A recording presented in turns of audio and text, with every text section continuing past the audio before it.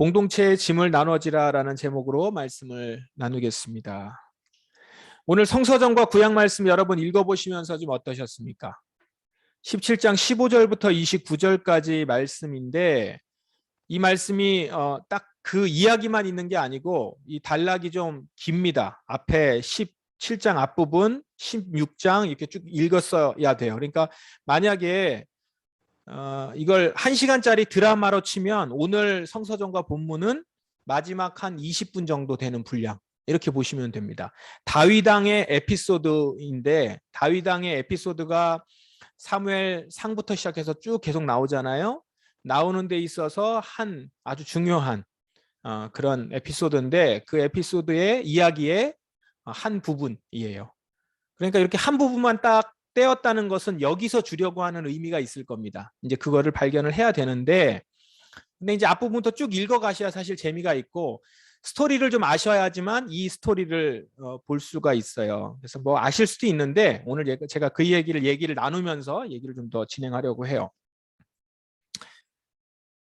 등장인물이 좀 상당히 많이 나옵니다. 그래서 간단하게 정리를 해드릴게요. 오늘 나오는 사람들만 중심으로.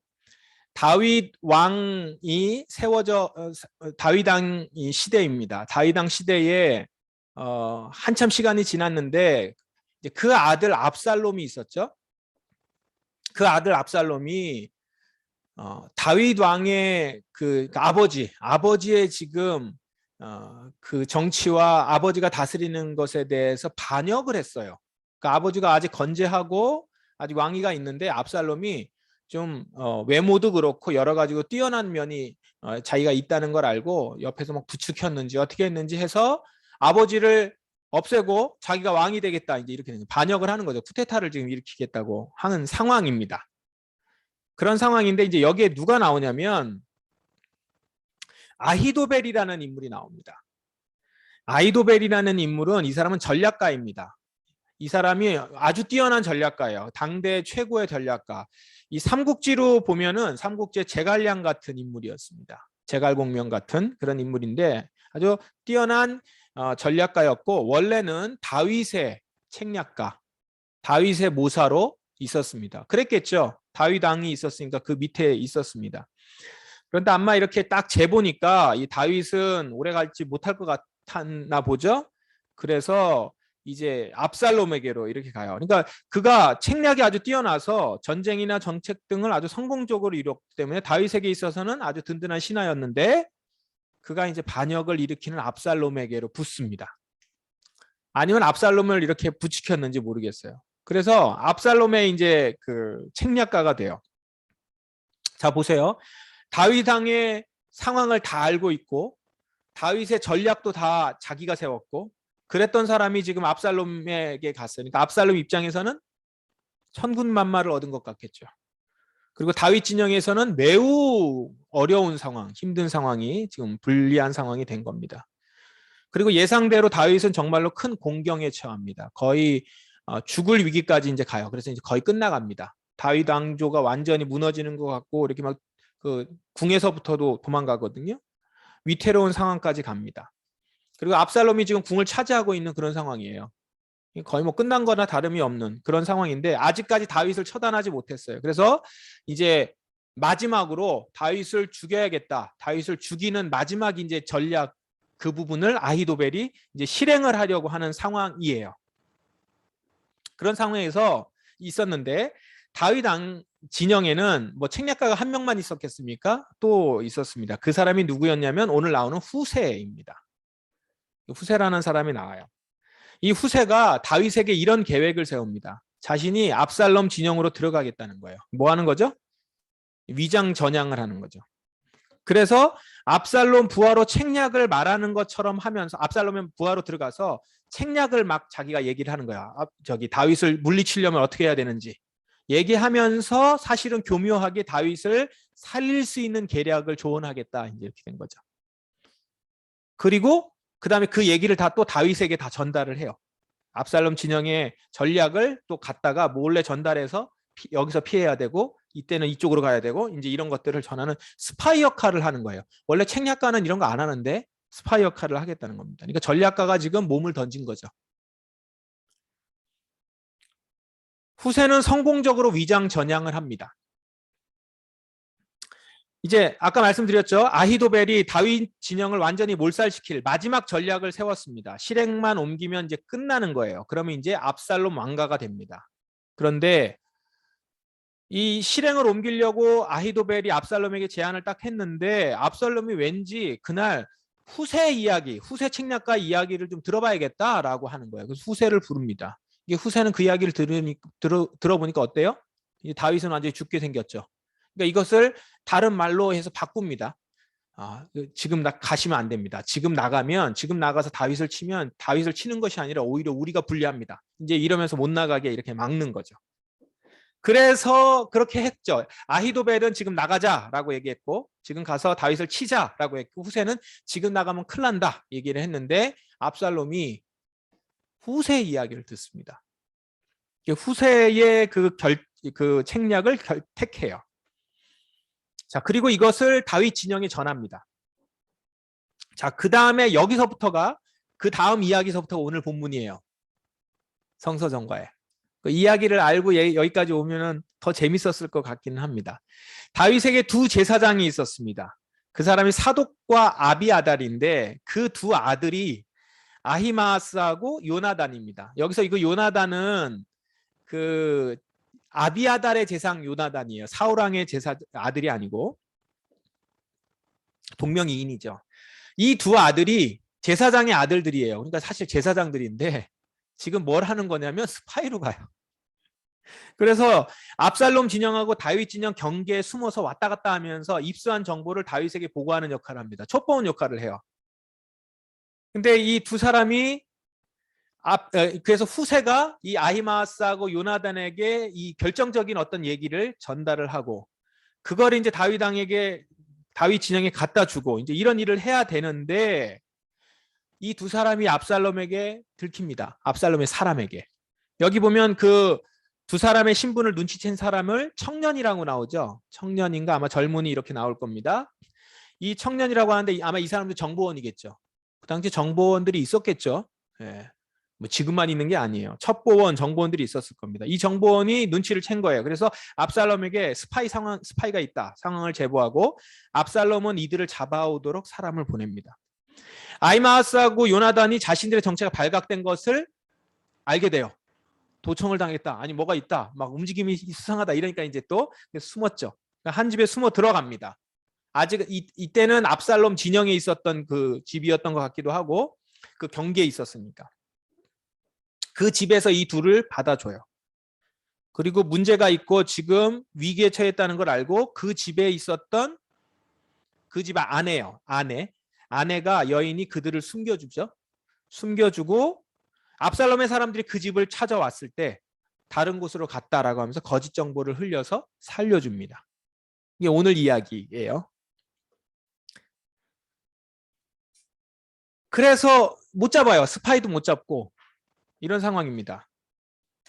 자, 이 모든 과정을 아히도벨이 다 봤어요.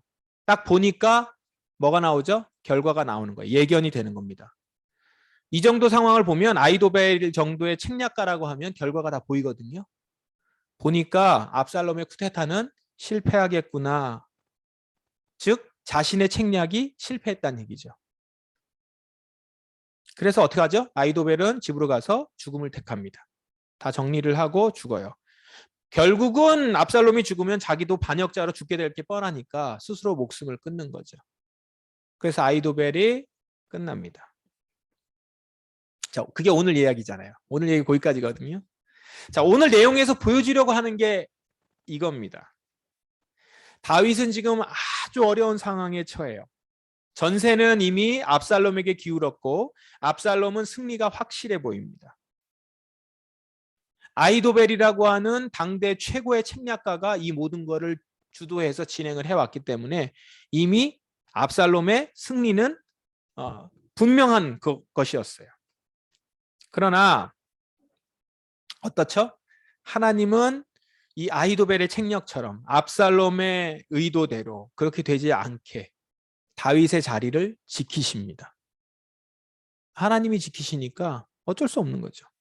그런데 그 지키는 그 모든 과정에 뭐가 나오냐면 오늘 말씀의 이 이야기를 볼 수 있는 거예요. 이렇게 다윗을 회복시키시고 지키시는 데 있어서 많은 이들의 도움과 희생이 있었다는 거예요. 후세, 책략가가 지금 다른 진영의 적의 진영에 들어가서 위장 전향을 하죠. 아히마아스, 요나단, 스파이 노릇을 해요. 제사장의 아들이에요. 그럼 제사장이잖아요. 가서 지금 그 일을 하고 있어요. 이들을 또 숨겨준 집에 그 집 주인과 아내가 있어요. 오늘 본문은 지금 보면 이 사람들은요, 생명이 위태할 수 있는 상황이에요. 그 상황에 다윗 진영을 도와주는 겁니다. 이건 생명을 걸고 도움을 주는 거거든요. 오늘 본문에서 우리에게 이런 메시지를 지금 주고 있어요. 하나님의 백성은 기꺼이 형제의 짐을 진다. 그런데 하나님은 그런 백성을 통해서 당신의 나라를 이루어 가신다. 자신의 짐을 지려고 하고 있는 사람, 그래서 자기의 그 상황을, 자기의 가지고 있는 지금의 상황에 형제의 위기를 보면서 그거를 자기 것으로 떠안고 생명의 위기까지도 있음에도 불구하고 그것을 짐을 나누어 지려고 할 때 하나님은 그런 백성들을 통해서 당신의 나라를 이루어 가신다는 거예요. 그래서 오늘 이야기가 뭐예요? 희생을 마다하지 않는 도움으로 결국 다윗과 그의 나라가 살게 된다라는 겁니다.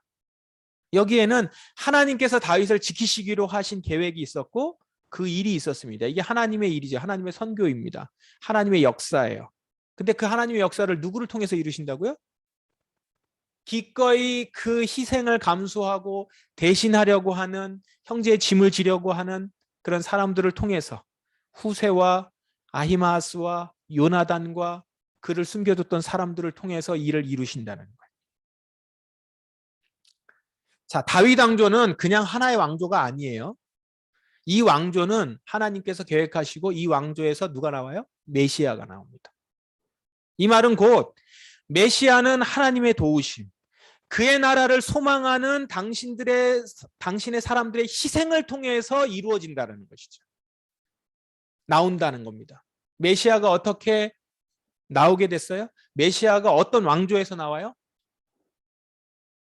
하나님의 인도하심을 바라고 또한 하나님의 나라를 바라며 형제를 위하여서 자기를 내어놓고 도움을 갖고 희생하는 자들을 통해서 메시아, 그의 나라, 그리고 그 가운데 메시아가 출현하고 나올 수 있게 된다는 것이죠.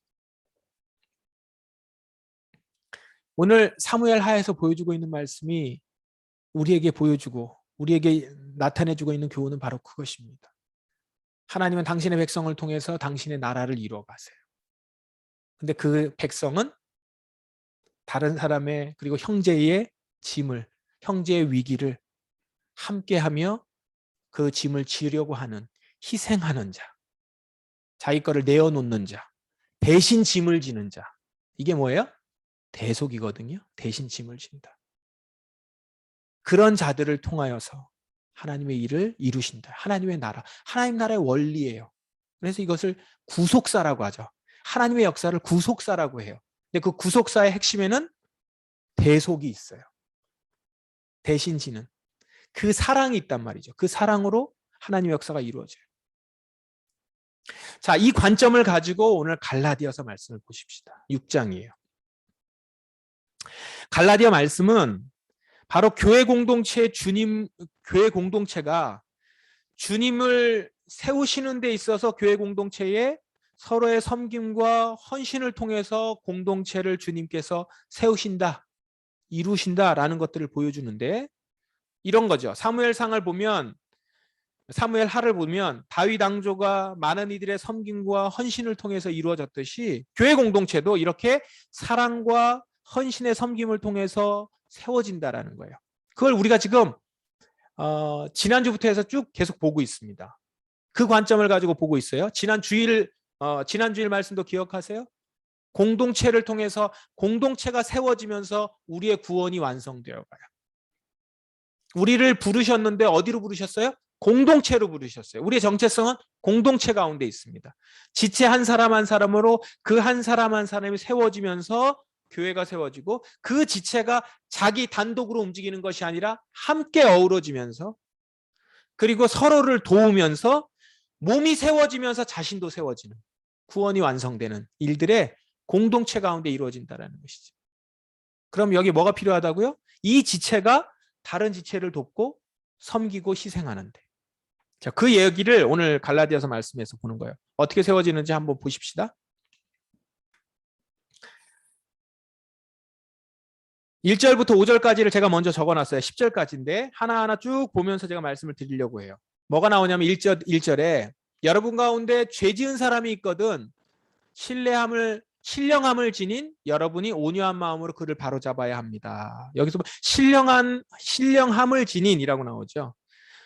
다른 성경에 보면은 성령의 인도함을 받는 우리 이렇게 나옵니다. 조금 더 그게 더 나은 것 같아요. 죄 지은 사람에 대해서 누가 바로잡아요? 성령의 인도하심을 받는 자. 그러니까 교회 안에서 성령의 인도하심을 받는 자가 바로잡아요. 근데 어떻게 바로잡아요? 온유한 마음으로. 온유한 마음이라고 하는 것은 참으며 절제하며 자신의 생각을 먼저 앞세우지 않으며 그리고 이 바로잡기 위해서 거칠게 행동하거나 이런 것들을 다 절제하게 되죠. 그리고 여기에 이게 나옵니다. 여러분도 유혹에 빠지지 않도록 조심하십시오. 이 얘기는 뭐죠? 지금 1절에서 말하고 있는 죄가 어떤 유혹에 빠지는 죄예요. 이 유혹들이 뭘까요? 세상에서 말하는 여러 가지 유혹들이에요.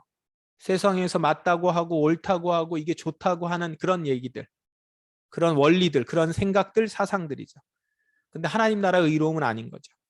하나님 나라의 의로움이 아닌 세상에서 우리를 잘 살아가게 해줄 것 같은 일들, 그런 죄를 지어서 있는 사람이 있거든. 성령의 인도하심을 받는 우리가 온유한 마음으로 그를 바로잡아야 된다는 거예요. 그러면서 유혹에 빠지지 않도록 우리도 혹시 저게 그래도 저것도 좋은 거 아닌가? 저 사람 왜 저걸 좋아하지? 이러면서 거기에 빠지는 거죠. 세상 유혹에, 세상 욕심에, 세상이 말하고 있는 얘기들에, 세상이 말하고 있는 부유함에, 세상이 이렇게 나가면 부유해질 수 있다라고 하는 원리들, 지혜라고 하는 것들, 지식이라고 하는 것들을 가지고 있어요. 그걸로 유혹에 빠지고 죄를 지어요. 하나님의 일을 하지 않냐고 도둑질을 해요.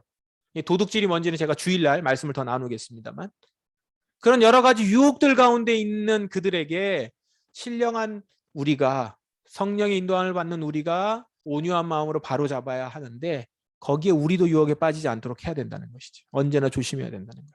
자, 그러면서 2절 서로 다른 사람의 짐을 들어줘야 합니다. 여기 나오잖아요.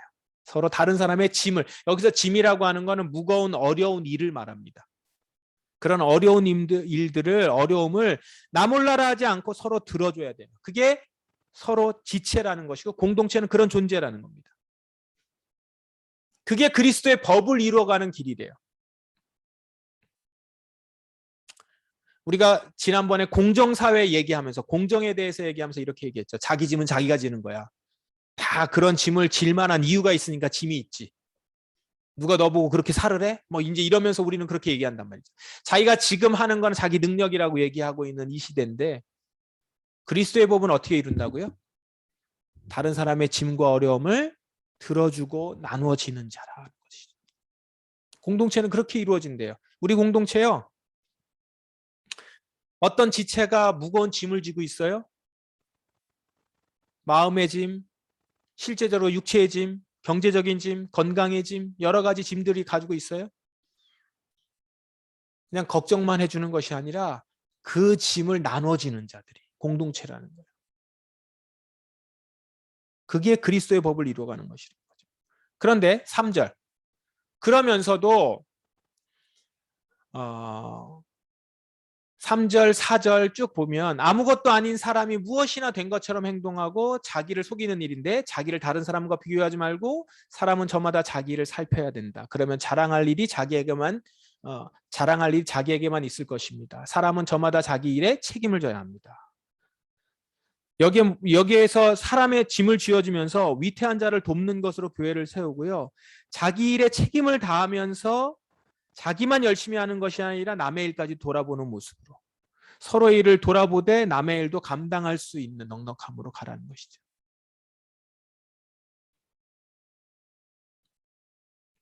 그 가운데서 서로의 잘못과 유혹에 빠진 부분들을 교정하면서 바로잡는 대로 가는 것이 그리스도의 일을 가지고 자기 일에는 책임을 지는 거예요. 자기 일에 책임을 열심히 지면서 남의 일까지 돕는 거죠.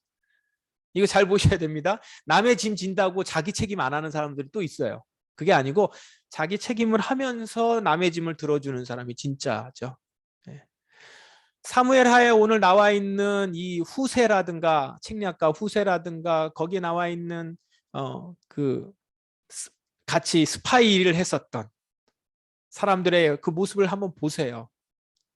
자기 일을 충실하게 해나가죠. 그러면서 자기를 희생하는 모습으로 간단 말이에요.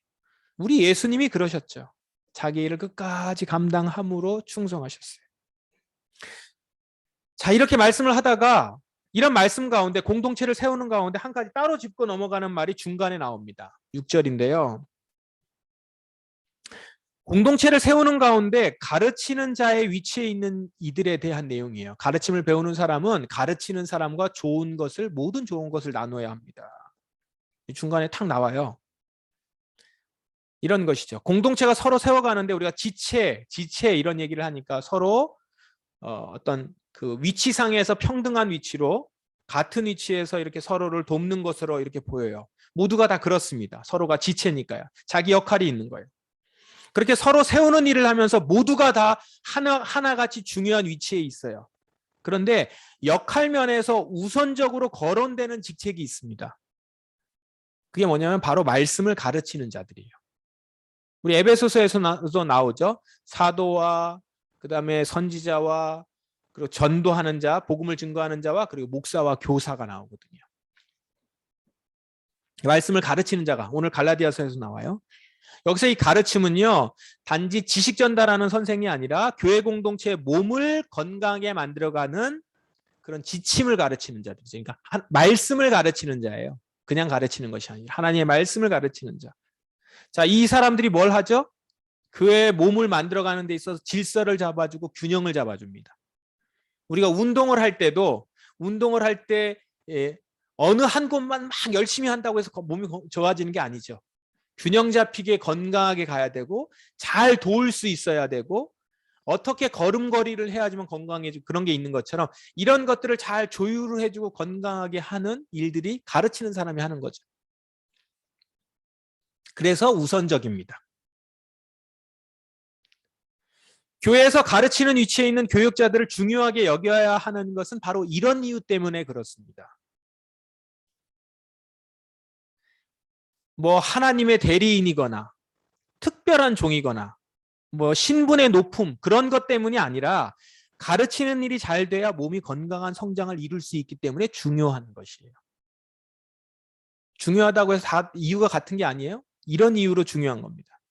그래서 가르치는 자가 가르치는 일을 집중하여 잘할 수 있도록 돕고 보조하는 일은 매우 중요합니다.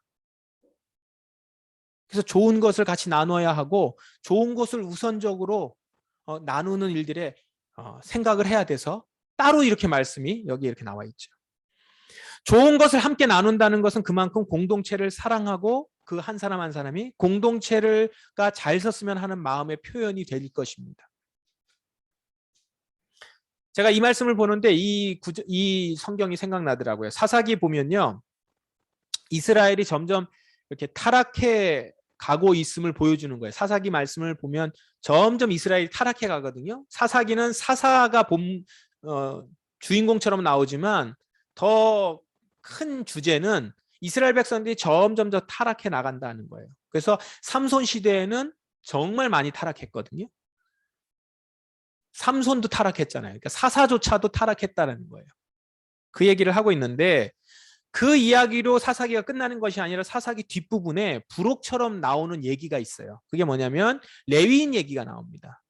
그 몇 편의 이야기가 나오는데 그 중에 하나가 뭐냐면 레위인이 어느 한 집에 개인 제사장으로 취직을 했다라는 거예요. 그것도 거기에 나옵니다. 레위인이 얼마 만에 돈을 받고 취직을 해요. 그러니까 돈 때문에 들어간 거예요. 근데 그 돈이 굉장히 박봉이에요. 그거 갖고 살 수도 없는 건데 그거를 받고 개인 제사장으로 들어가요. 개인 집에. 제사장은 어느 개인에 속하여 있으면 안 돼요. 하나님을 위해서만 살아야 되는 존재입니다.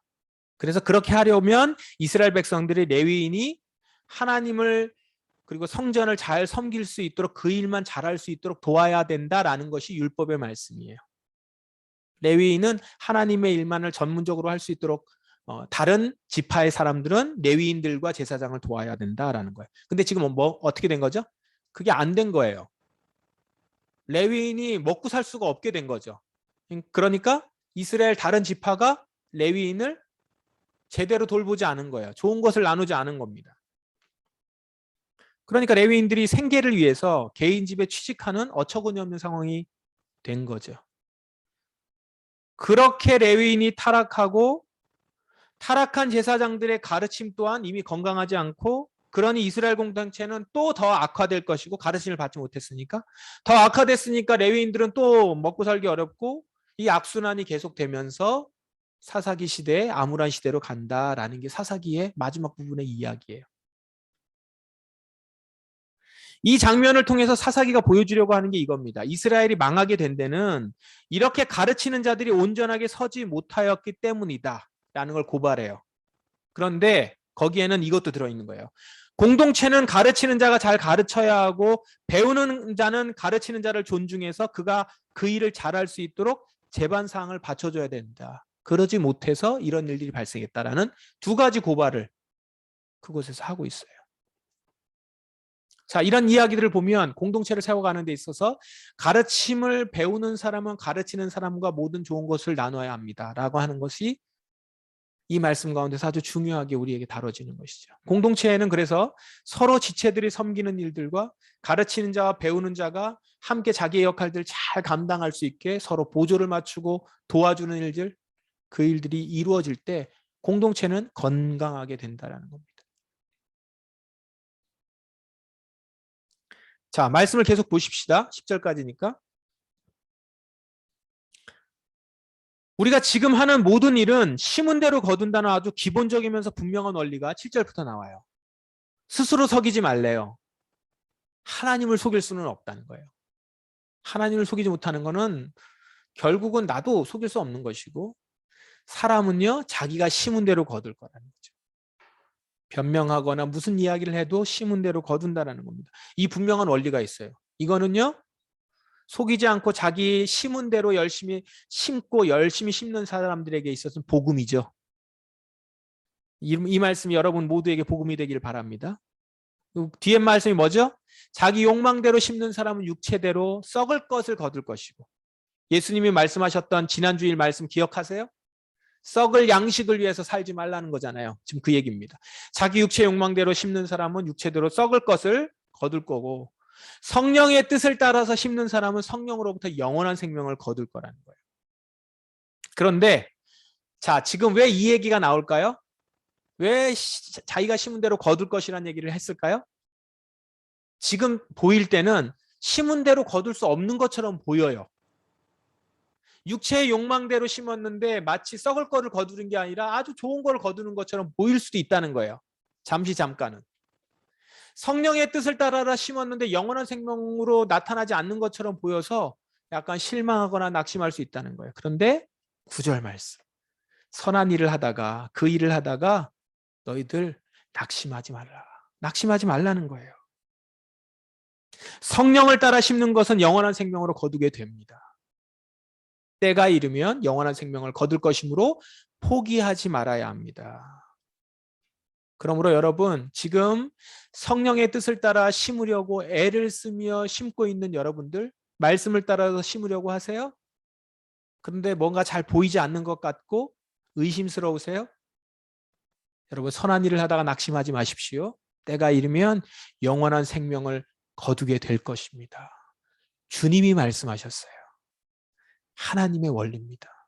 주께서 세우신 원리고 우리는 그 가운데 부름받은 자들이에요. 하나님을 신뢰하시고 그 말씀을 신뢰하십시오. 그리고 마지막에 기회가 닿는 대로 모든 사람에게 선한 일을 해야 됩니다. 그렇기 때문에 이거 뭐 해도 하나도 뭐 거둬들이는 것도 없는 것 같고 알아주지도 않는 것 같고 내가 뭐 선한 일을 했다고 해서 상대방이 그것 갖고 감사하다고 하지도 않아요. 당연하다고 생각합니다. 그 일을 그러나 기회가 닿는 대로 끝까지 하라는 것이죠. 특히 누구랑요? 믿음의 가정에 그렇게 해야 됩니다. 여러분, 이런 좋은 일들과 선한 일들 우리는 자꾸 밖에 나가서 하는 걸 더 좋아하고 그게 더 의미 있어 보이고 그럴듯해 보이죠. 그래서 우리가 지난주에도 얘기했지만 세상에 나가는 그리스도인 뭐 이야기를 하는데 사실 가장 우선적으로 특히 믿음의 가정, 공동체 안에서 이 일이 이루어진다는 것이죠. 가르치는 자와 좋은 것을 함께하는 것. 믿음의 가정을 서로 지체가 세워지는 것. 우리 교회 공동체에 지금 이야기하고 있는 겁니다. 이렇게 교회 공동체가 건강하게 세워질 때 우리만 잘 먹고 잘 살자는 얘기가 아니라 그런 마음으로 선한 일을 행하게 되면 그 모습으로 교회가 또한 이 사회와 이웃을 위하여서 빛과 소금의 역할을 잘 감당할 수 있게 된단 말이에요.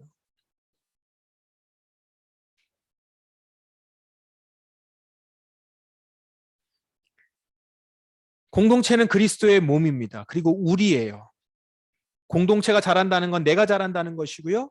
공동체가 문제가 있다는 것은 그 지체인 나도 문제를 갖는다는 겁니다. 그러므로 공동체가 잘 서도록 하기 위해서 우리의 노력과 희생은 가치가 있습니다. 성령을 따라 그것은 성령을 따라 심는 것이고요. 영원한 생명을 얻기 위한 일입니다. 곧바로 기대하는 바가 나오지 않는다고 실망하지 마십시오. 때가 되면 그 모든 수고는 거둬들이게 될 것입니다. 그리고 예수님은 여러분의 소리 없는 수고를 다 알고 계십니다. 그분은 우리의 머리세요. 몸인 머리시란 말이에요. 우리가 하고 있는, 우리의 손이 움직이고 있는 모든 것들을 알고 계시는 분이세요. 당신의 머리의 뜻대로 움직이고 있는 손을 알고 계신다고요. 발을 알고 계신다고요.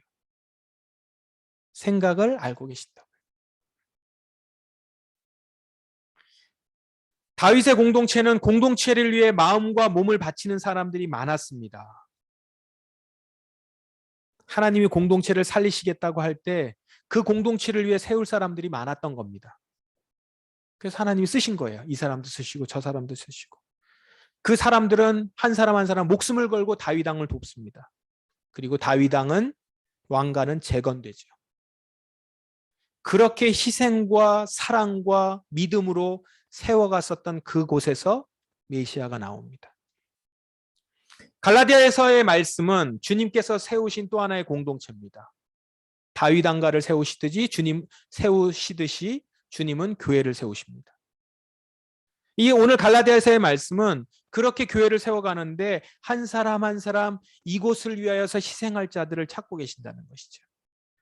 서로 자기 짐을 성실히 짊어지되 공동체 안에 다른 지체의 짐도 기꺼이 짊어지는 자. 그것이 내가 속한 몸을 위한 것이고 결국 나의 영적 건강으로 이어지면서 함께 세워져가는 그곳에서 구원의 역사, 메시아의 가르침과 메시아의 복음이 그곳에서 나온다는 것이죠. 당장 나에게 손해가 예상되더라도 포기하지 않고 선을 행할 때 영원한 생명을 얻는 결과가 나타날 것입니다. 우리 포도나무 공동체가 모두 이 일들 가운데 한 명도 빠짐없이 건강한 지체로 설 수 있기를 주의 이름으로 축원합니다. 여러분 한 사람 한 사람의 선한 일들 주님께서 기억하시고 때가 되면 영원한 생명을 얻을 수 있을 것이기에 포기하지 말고 낙심하지 마십시오. 끝까지 선을 행하는 그 일들을 해나갈 때 영원한 생명을 얻게 될 것입니다. 함께 우리 기도하겠습니다.